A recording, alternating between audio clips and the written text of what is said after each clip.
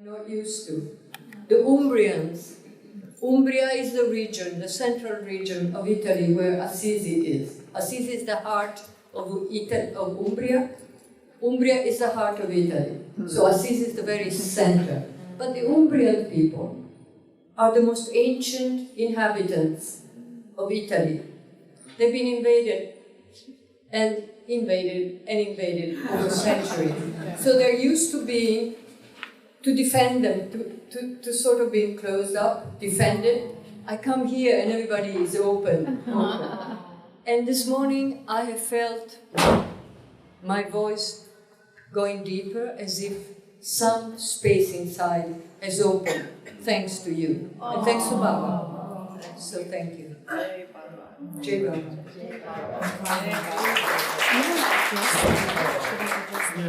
Well, maybe turn it up a little. Can I turn this up a little bit? Mm-hmm. I know nothing of Is this better?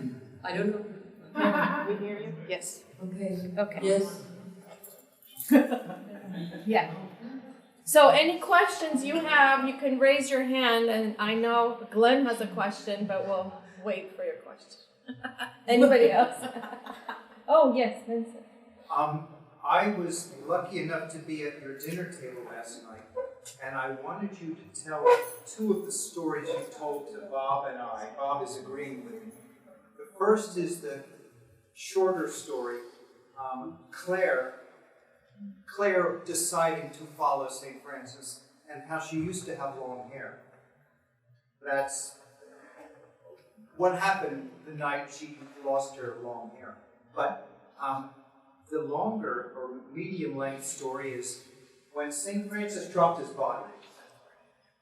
The brother Leo and the rest of them had little fragments and snippets of stories of St. Francis.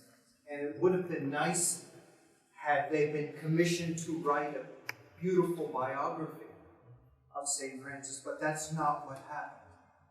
So my main question is, what happened after he died with their notes and with the idea to have a biography? But first, that night that Claire made the commitment to follow.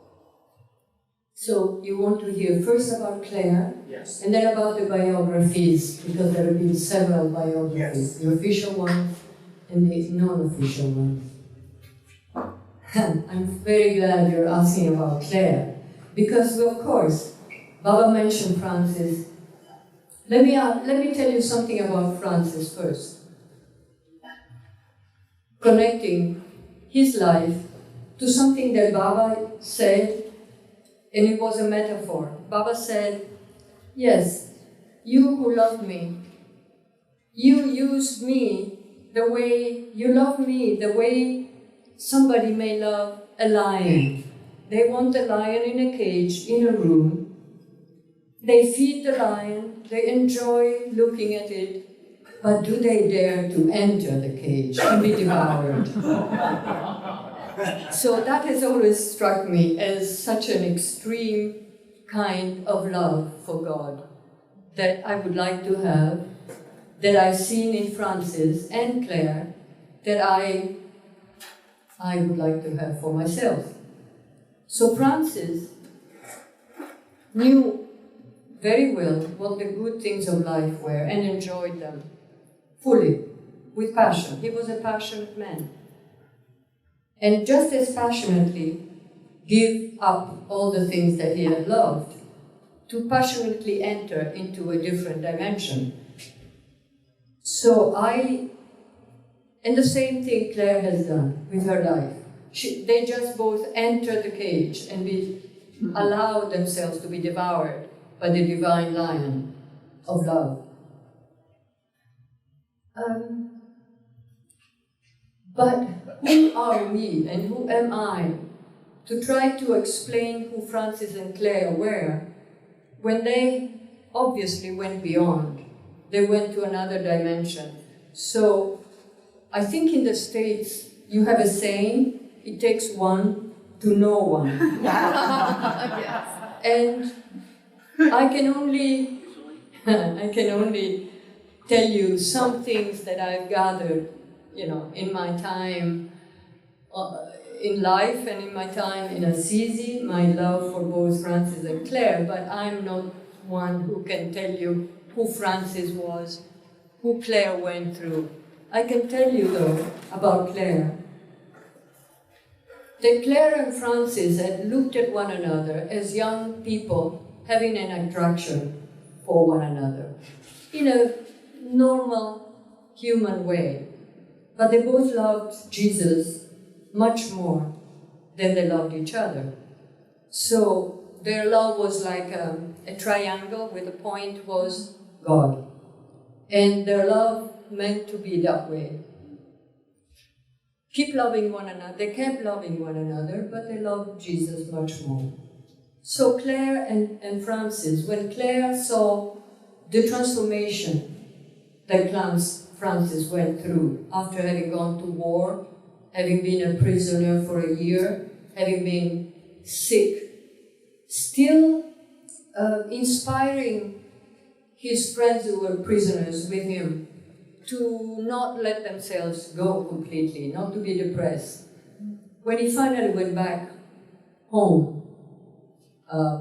having his father pay for his release, he was a different person. So Clare saw the difference and was inspired by this new way of living life that Francis was showing. Francis went into the streets begging, allowed his own friends of the old times to despise him and make fun of him because everybody thought he was gone crazy. But she, instead, she could see the madness, beyond the madness. It was a different thing. So they talked about it. And she said, I want to follow you. But for a young, beautiful, noble woman of a small place, Italian place, very patriarchal, very conventional, how to do that? So they both prayed and they both went to the local bishop, who had already befriended Francis. And the bishop realized that Clare's intentions were very sincere, very deep, and so supported her. So much so that Clare, having organized all of this with Francis, his companions, brothers, and the bishop, left the house, her house, at night, opening. She didn't want to leave the house from the main door. The main door was always the door of the master of the house. But every home in Assisi, in the ancient times, had a separate door with a high step on the road, and a narrower door, and that was the door of the dead. So whenever the master died, that was the door from which he would be let out. And then the door would be blocked. And then they would open another one for the next master. So what she did at night by herself, she removed all the bricks, as many bricks as needed. She was small and slender and beautiful. She removed the bricks, stepped out into the dark, and walked by herself.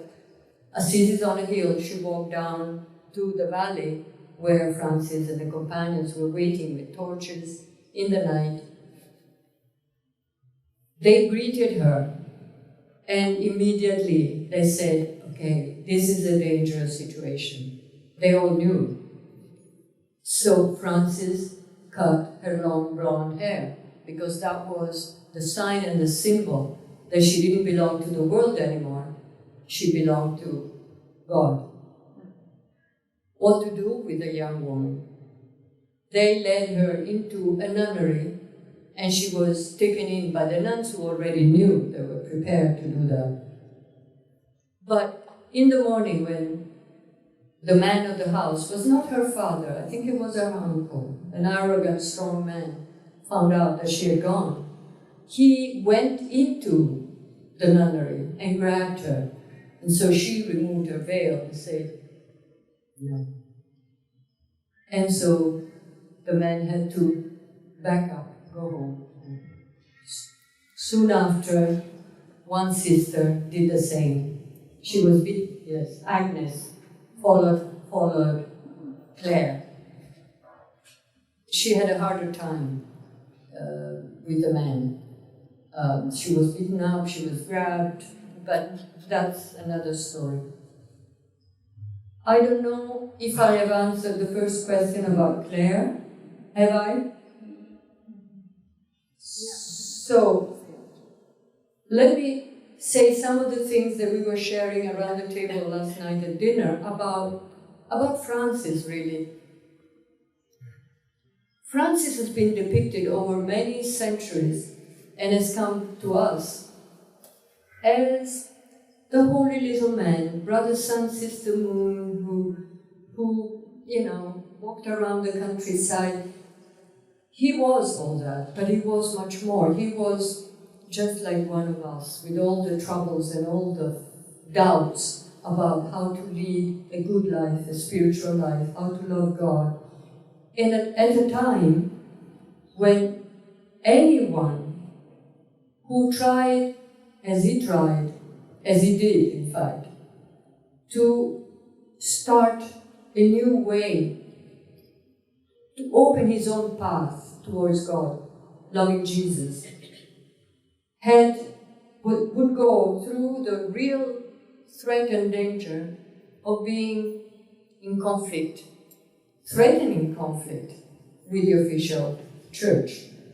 Because in those days, we're talking about 13th century, in those days the church would destroy sects and communities that were too loyal to the gospel, in a way too pure in their following of the gospel. They would burn people still.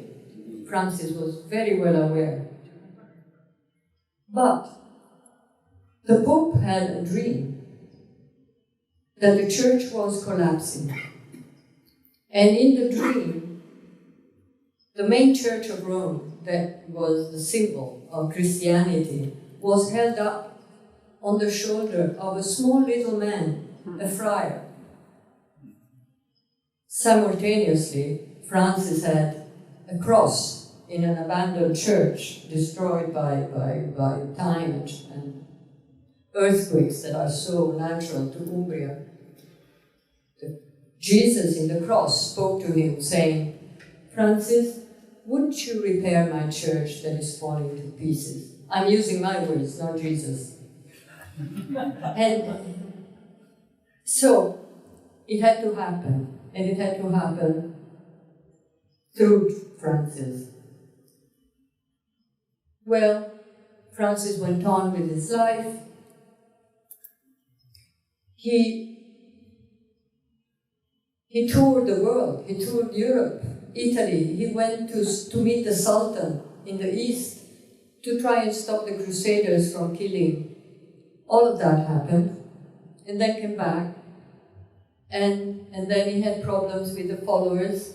So rather than enforcing his own rule, he stepped back and went to Laverna. And that's when he doubted himself. He doubted what he had done. And he asked Jesus, "Please give me a sign that I can really know if I wasted my life or if I have used it well in love for you."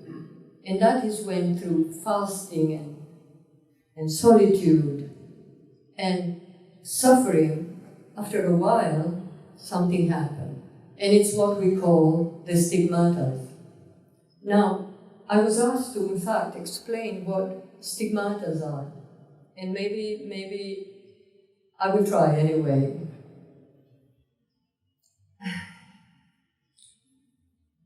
Francis had asked over and over again to be able to love Jesus and share his suffering. He saw how lonely Jesus had been in his life, in spite of being followed by his mandali, his disciples, and what great suffering he had to suffer on the cross, with his mother and the Magdalene at his feet, all of that. So his way of sharing, of showing about Jesus, his love, was to ask him, could he share the suffering. At the very peak of Francis's suffering, the sign came. And the sign came so clearly, similar and exactly alike to what Christ has suffered. Because people who saw Francis's body, they saw that his hands and feet were pierced, and the skin on the front of the hand and feet had all the signs of a nail having gone through. And his heart, his chest was pierced, like Jesus. So all of that happened. Francis was radiant at the end of that. He was suffering, he was sick, he was feeling very sick, but he had received what he had asked for. Yes. So, that was 2 years before his death. Before he went to the bishop's house in Assisi, where his companions were singing, and where he was brought down, carried down to the Porziuncola, to the little chapel where there was a small infirmary, and he wanted to die there. And he had asked his companions, and I will come to the biography, he had asked his companions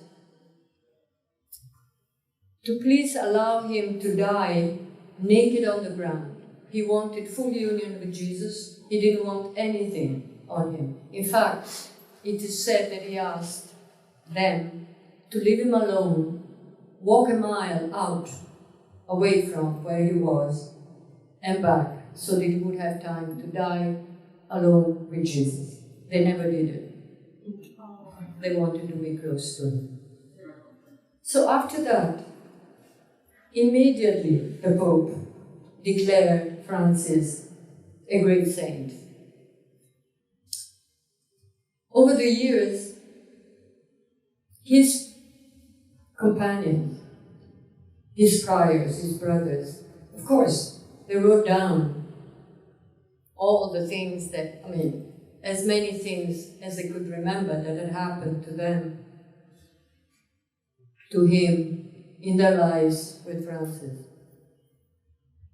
But the Pope had other ideas, so he asked a Franciscan, young man, a Franciscan who had lived many years in Germany. So what did he know about what was going on in Assisi? He had lived a short time in Assisi, had shared a little bit of the life of the companion, but little. And he was asked to write, and he was young, and he was very eager, proud of having been asked, and he wrote a biography that offended the Assisian people, because he wrote that they were ugly people. That was not true. Nobody liked the biography anyway, not the Pope, not the people of Assisi, and certainly not the companions. A few more years went by. The young man eventually died, and so the church asked someone else. A man who is considered a saint is called San Bonaventura da Bagnoregio. He was a scholar. He lived in Paris.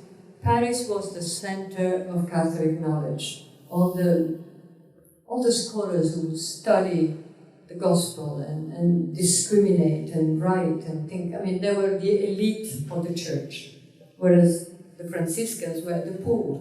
They chose to be minor. And minor to them meant minor. It meant to be below the others, not in an excessive way, but just by being simple. And I just heard the word simplicity about the Mandali. And it's a simplicity that is not simple-minded. It's just a choice of reducing one's life to loving God, loving others, loving God in others.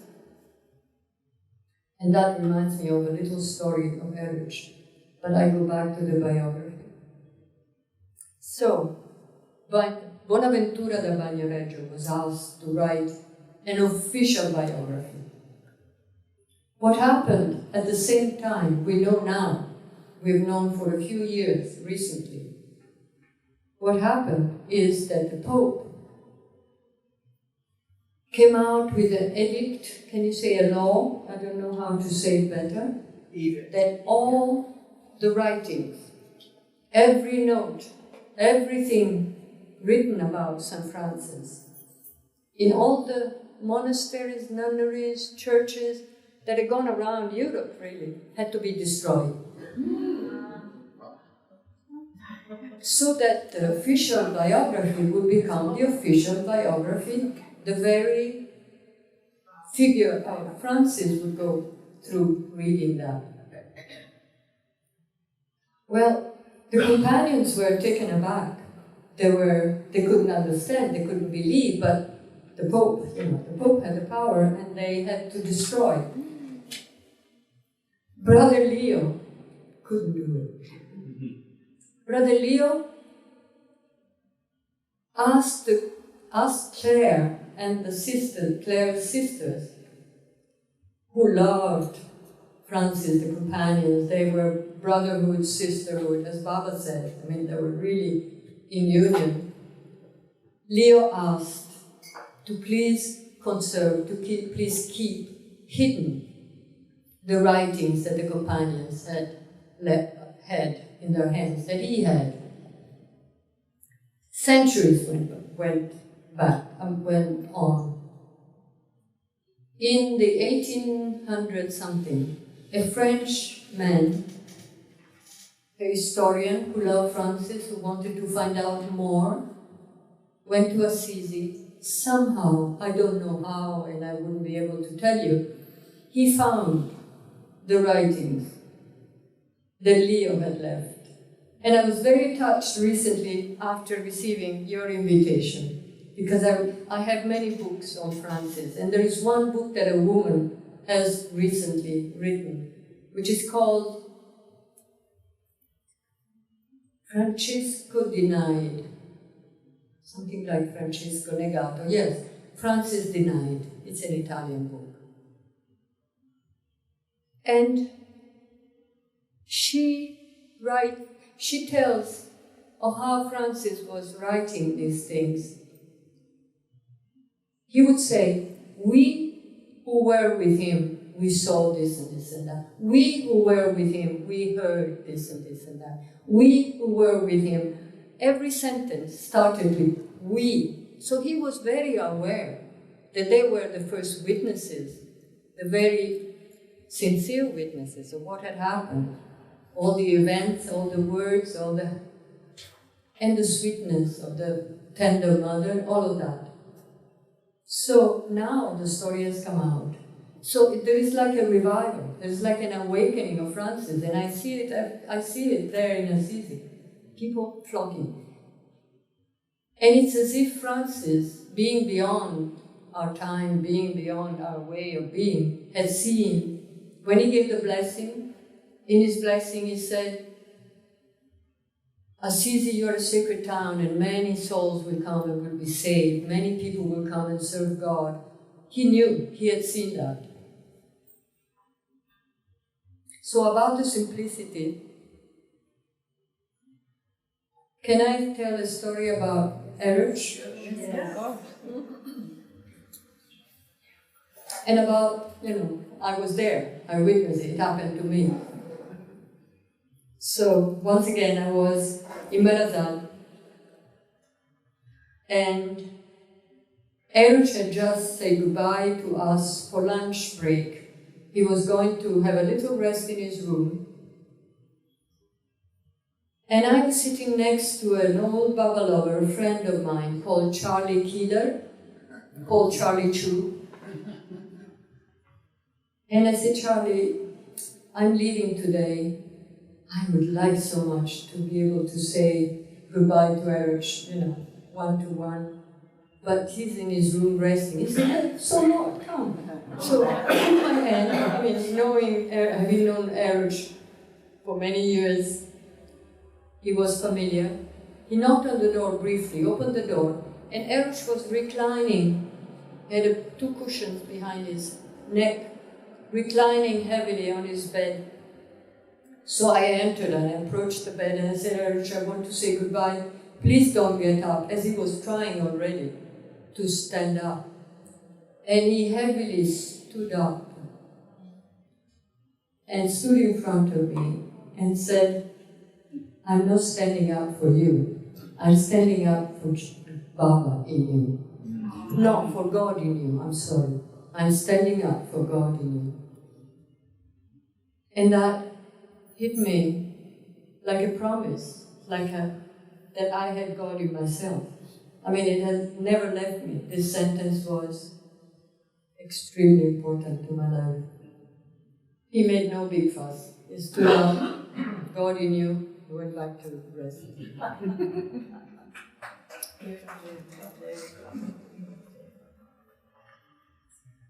Have I answered your question about? Thank you. Very eloquently and perfectly. Thank you. What do you think of the book God's Food? Have you seen that book, God's Food? No, I haven't. I'm sorry.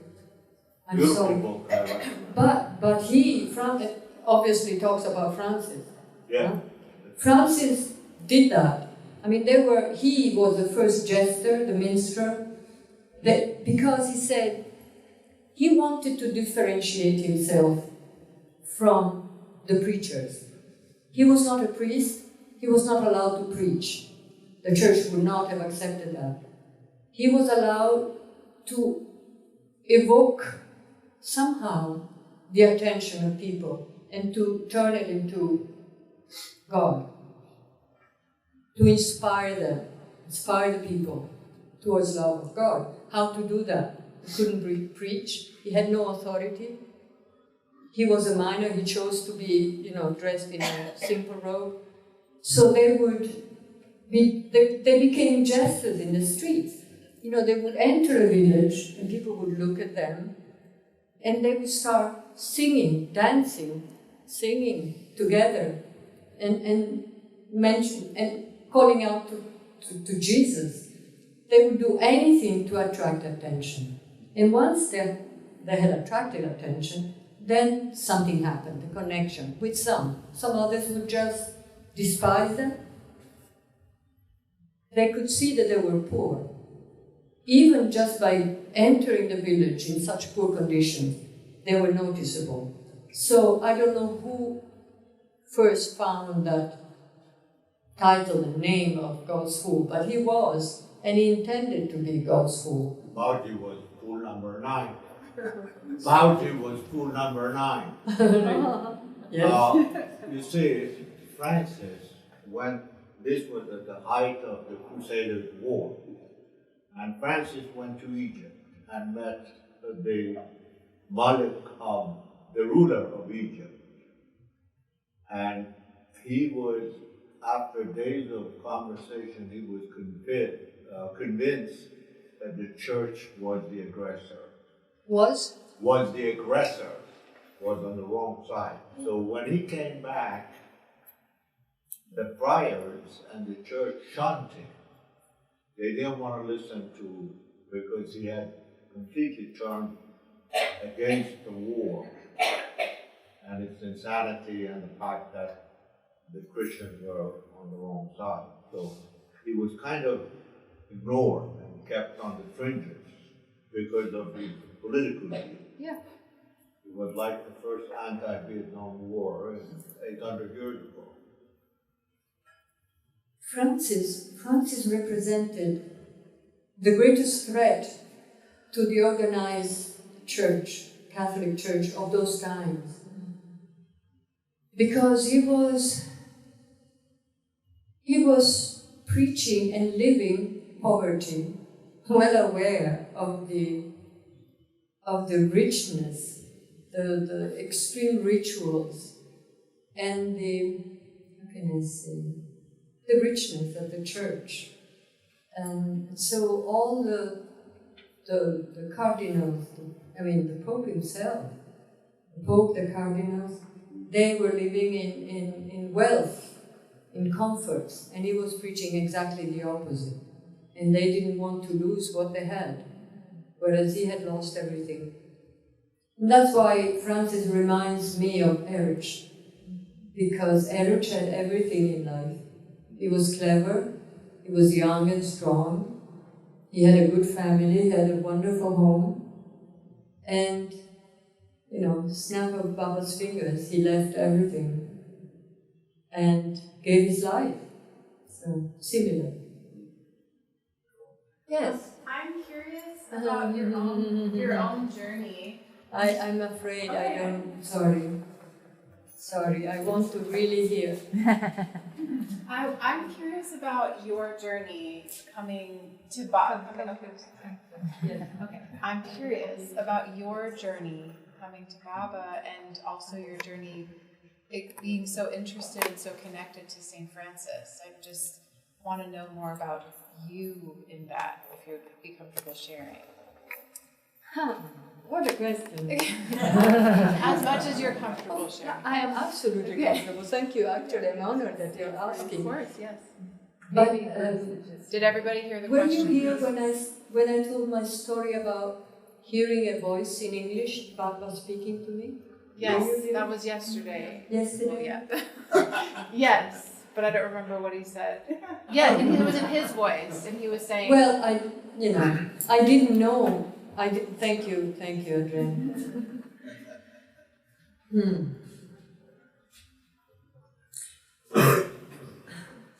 How to tell my story? I'm so shy of telling my story. I grew up in a privileged situation until later on I realized that there were privileges, but there were also burdens in my situation. I was born in Rome from a bourgeois family, provincial, really, traditional, good people. My father was a lawyer and a landowner, and his land that came from ancestors, from an old family, the Violati family, came from Umbria. But my father had gone to study in Rome, he was a lawyer in Rome, he married this beautiful young woman, my mother, who came from a city on the sea, on the Adriatic Sea, that has a port from which the Crusaders would leave to go for the Crusades. Ancona it's called. So I was privileged. I had two older brothers. And I realized later, because I mentioned the privileges, but I said there were also some burdens. The burdens were, and the ones I realized later on as I grew, that I was born right in the middle of a patriarchal society, culture, in a city that it was magnificent at the time I was growing up. And I loved Rome. It was beautiful, it was empty, it belonged to us. I could go anywhere and enjoy the monuments and everything. But it is strong and arrogant. The energy still nowadays of Romans is strong energy, to say the least. I was the only girl in the house, and I was sent to nuns' school. So that was the best choice my parents could make. And it was confining, and it was Catholic, and I learned and absorbed all about guilt and sin and hell and confession and spiritual exercise and silence, all things that kept us little girls as quiet, as obedient, as silent as we could. Never an expansion of being, ever. But in my life, Adrienne, I was very fortunate. I'm jumping ahead and then we'll jump back. Because obviously my love for Jesus paid back. I've had 3 mothers in my life. My first mother, mother tongue and Italy were my first mother. Then from the nun school, all of a sudden, as a surprise, I jumped to the US at 17 and landed in a public school in upstate New York. I knew some American English because I wanted to study. I was listening to music in my loneliness at home because I was lonely. But being in a public school, I felt like a fool. At first I didn't understand much of what was going on. The world was different. I lived with a beautiful, nice American family who adopted me for a year. And I saw for the first time that husband and wife could be friends. There was no, how can I say?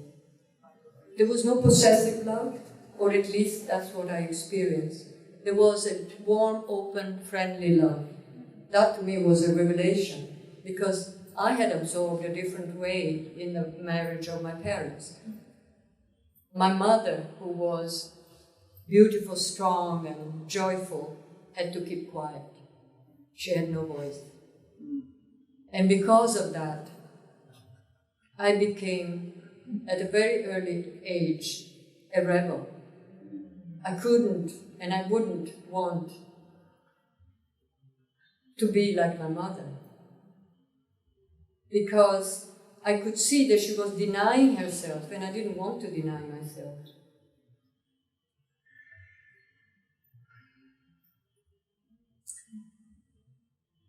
When I came back from the US to Italy, to my family, in those days, the hundreds of foreign students, and myself among them, came back on the last boat. That was the last time that a boat was filled with foreign students to come back to Europe. All the students were having festivals, singing and concerts, and I was sad because I knew I was going back home. I didn't want to go back home. I felt I had no choice because I was not strong enough to move away by myself. I didn't have it in myself. So I went back to the same privileges, the same life, but life seemed to be small, confined, after having been out there. So, America was my second mother. This is what I'm saying. My second mother. Italy first, my real mother, and then America, and my American mother was my second.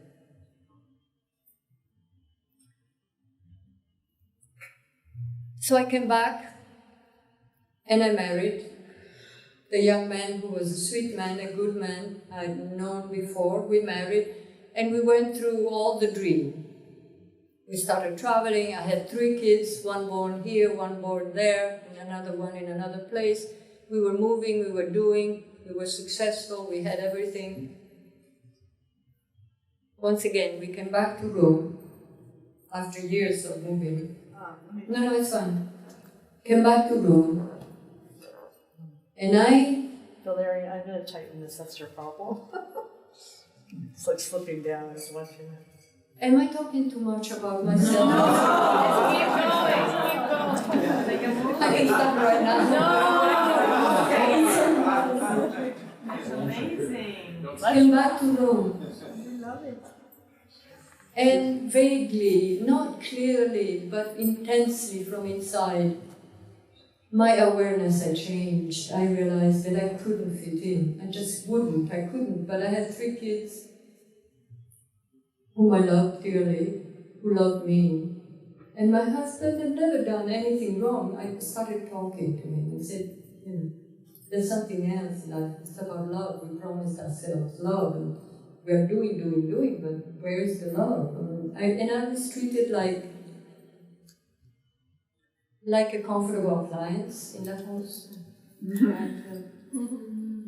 I realized that I was not able to speak, I was not able to be listened to. There was no companionship, there was something important was lacking. So anyway, we separated. Separation was friendly, And then came a moment when it became far less friendly. And I ran away from home because I was scared. And at that time, I became an outcast. Father, brothers, husband, they were all against me. There was a complication that I was a partner in my father's big business. And so my brothers and my father and my husband were afraid of my madness. Already I had broken a marriage, so what else could I break? So for years, I had to go through, we all had to go through these conflicts that came from fear of one another. There was suffering, there were doubts, there was all of that. And I ended up living in a magnificent valley near Orvieto, whoever knows Orvieto here. Magnificent deep valley in the woods with horses by myself. Desperate. I had lost everything. I was the culprit. I had broken. And I couldn't pray Jesus. I felt unworthy because I had broken my promise down in front of an altar. Desperate. I had come ready to think bad thoughts when a voice spoke to me in English. Came into my mind. I knew English, but I wasn't thinking in English, obviously. And the voice said, "Go to India. Be lost to yourself."